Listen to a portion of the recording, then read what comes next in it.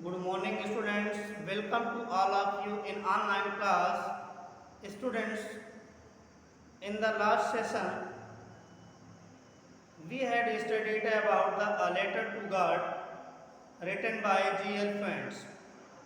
But today, I will discuss about Nelson Mandela Long Walk to Freedom. So, students, first of all, we will discuss about theme of the chapter Nelson Mandela Long Walk to Freedom. So, students, this is the autobiography of Nelson Mandela. Nelson Mandela was a black president of South Africa. He faced many hardships to free South Africa from the British, from the white supremacy. So, students, the theme of this chapter is hard work is the key to success. This chapter belongs to these quotes. So, students, first of all, we discuss about the summary of the chapter Nelson Mandela Long Walk to Freedom. Students, Nelson Mandela was born on 18 July 1918. He was born on 18 July 1918. He was the first South African president to be elected in a fully representative democratic election. And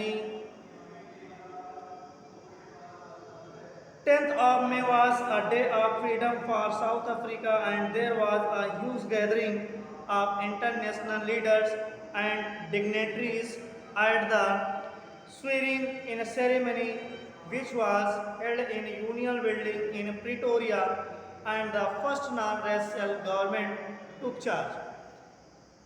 आपको बता दें, जो Nelson Mandela का birth हुआ था 18 जुलाई 1918 को south Africa में हुआ था।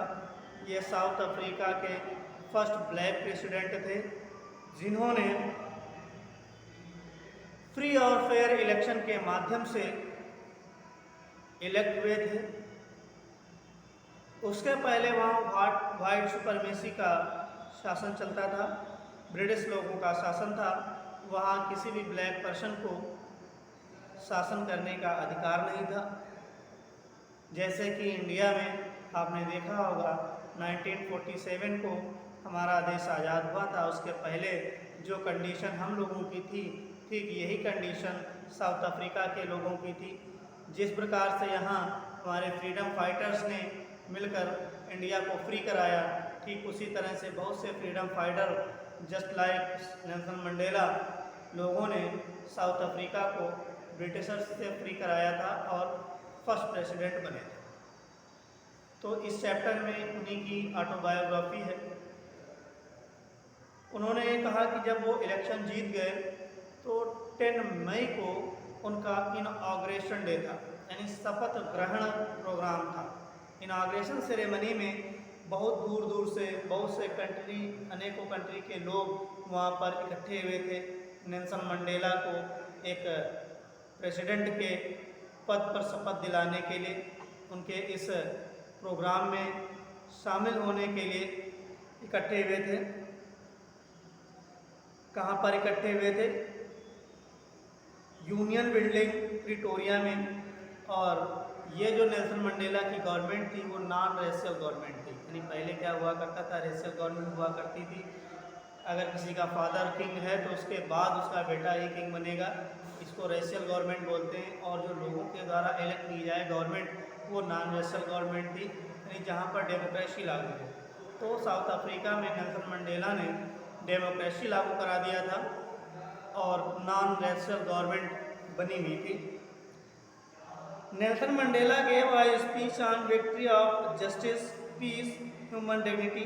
अब नेल्सन मंडेला ने स्पीच दिया, विक्ट्री ऑफ जस्टिस यानी न्याय की जीत हुई थी, पीस का माहौल आएगा यानी शांत का माहौल आएगा वहाँ पर, और ह्यूमन डिग्निटी रहेगी, लोगों की इज्जत रहेगी, लोगों की डिग्निटी बढ़ेगी। Mandela pledge to liberate his people from poverty, suffering and discrimination. Colourful anthem version to dignity, equality and inclusion. The old Nkosi Sikelel by the white and new Die Stem by the black. Nelson Mandela ने जब शपथ लिया, उन्होंने अपने लोगों को, जो deprived लोग थे, पुअर लोगों की पॉवर्टी को कम करने का वादा किया। जो डिप्राइव्ड लोग थे, सुविधाओं से बचे हुए छूटे हुए लोग थे, उनको सुविधाएं दिलाने की लिए शपथ ली। और वहाँ पर 2 तरीके के नेशनल एंथम गाए जाते थे, जिनमें से एक वाइट सुपरमेसी के माध्यम से कोसी सिकेलेल नाम से होता था, और डाई स्टेम नाम का जो साउथ अफ्रीकन नेशनल एंथम था वो गाया जाता था। New system was perform that recognise the right and freedom of all. Mandela record the contributor and thank them for their sacrifice. Nelson Mandela ने उन फ्रीडम फाइटर्स को याद किया और उन्हें धन्यवाद दिया, जिन्होंने नेल्सन मंडेला के इस उद्देश्य को पूरा करने में उनका अहम महत्व रहा, अहम भूमिका निभाई उन लोगों ने।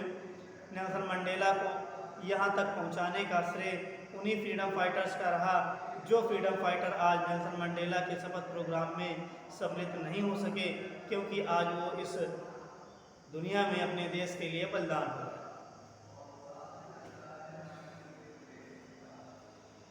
Salutation to some great freedom fighter.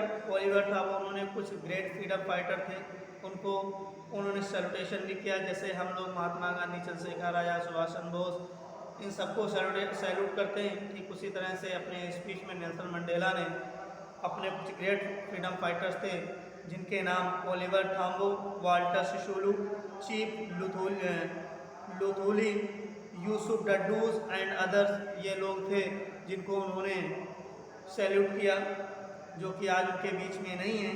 Mandela in his address said that a country is rich because of its people, not of the mineral. Nelson Mandela ने एक बहुत अच्छी बात ये बताई कि कोई भी कंट्री तभी ग्रेट होता है जब वहाँ रहने वाले लोग ग्रेट हों।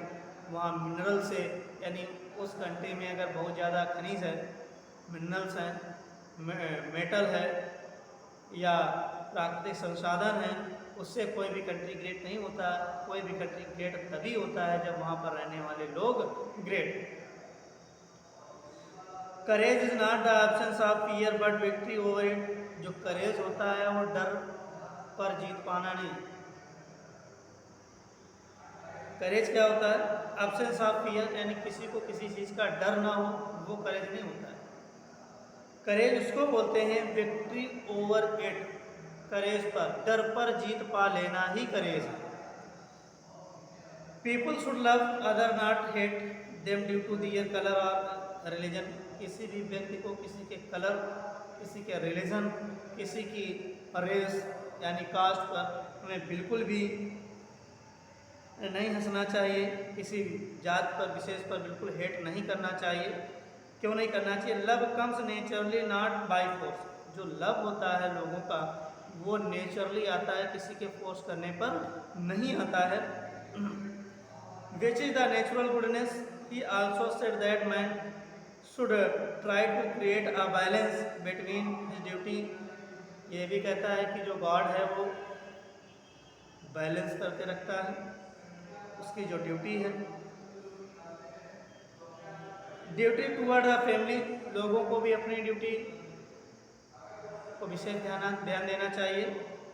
ड्यूटी टूवर्ड्स फैमिली, पहली तो ड्यूटी क्या है? हमें अपनी फैमिली को ध्यान देना, फैमिली की सारी सुविधाओं को ध्यान देना। ड्यूटी टूवर्ड इस कंट्री, उसके बाद अपनी कंट्री की। एंड कम्युनिटी, अपनी सोसाइटी की। यानी पहला कर्तव्य है हमारा कि सबसे पहले हम अपने फैमिली की सुरक्षा करें, फिर अपने कम्युनिटी की, अपने पास पड़ोस की, उसके बाद अपने कंट्री की सेवा करें। A black person was treated badly and not allowed to perform his duty. लेकिन अफ्रीका जैसे कंट्री में एक ब्लैक पर्सन के लिए अपनी ड्यूटी परफॉर्म करने से भी मना किया जाता था। अगर कोई व्यक्ति अपने पेरेंट्स, अपने समाज, अपने कंट्री की सेवा करना चाहता था तो उसे उस समाज से डिप्राइव कर दिया जाता था, हटा दिया जाता था, दूर कर दिया जाता था। ऐसी कंडीशन में नेल्सन मंडेला लोगों ने सर्वाइव किया और अपने आप को स्टेबल करके अपनी कंट्री को में जीत हासिल की। Mandela said that freedom has different aspect like for kid it is to run and play. बच्चों के केस में जो फ्रीडम होती है वो बच्चों के केस में अलग होती है। वो कहीं भी खेलते हैं, कहीं भी रहते हैं, कहीं भी घूमते हैं। एंड फॉर एन एडल्ट, जब एडल्ट की बात आती है, it is to fulfil need of his own and his family. तो उन्हें खुद की आवश्यकता, खुद के फुलफिलमेंट की आवश्यकता, अपनी फैमिली के फुलफिलमेंट की आवश्यकता। Real freedom means equal right for everyone. यानी रियल की फ्रीडम तो वही है जहाँ पर हर व्यक्ति के लिए, वो चाहे ब्लैक पर्सन हो, वाइट पर्सन हो, किसी भी रिलीजन से बिलोंग करता हो, सबके लिए इक्वल राइट होनी चाहिए, समान अधिकार होने चाहिए। Nelson Mandela joint the African national Congress.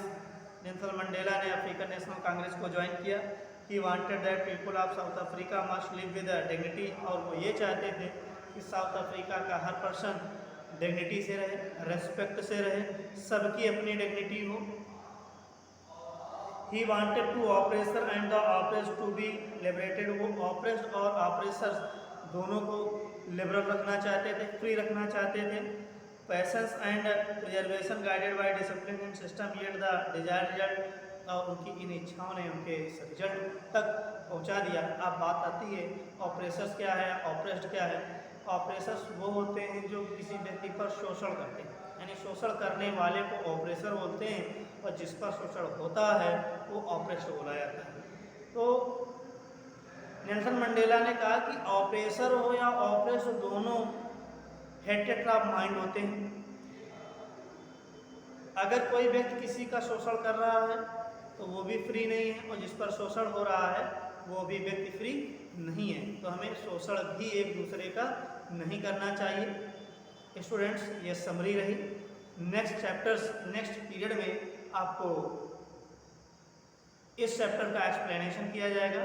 तो समरी आप ध्यान से जरूर देखें, वीडियो को ध्यान से पढ़ लें, और हो सके तो इस समरी को आपको लिख करके भी भेजना है, क्योंकि आपका अटेंडेंस भी लगनी है। तो स्टूडेंट, इस समरी को सुने, देखें, पढ़ने के बाद इसको अपने वर्ड में इसी समरी की समरी लिख करके सेंड करनी है। चैनल को सब्सक्राइब कर दें। Thank you, have a nice day, take care of you.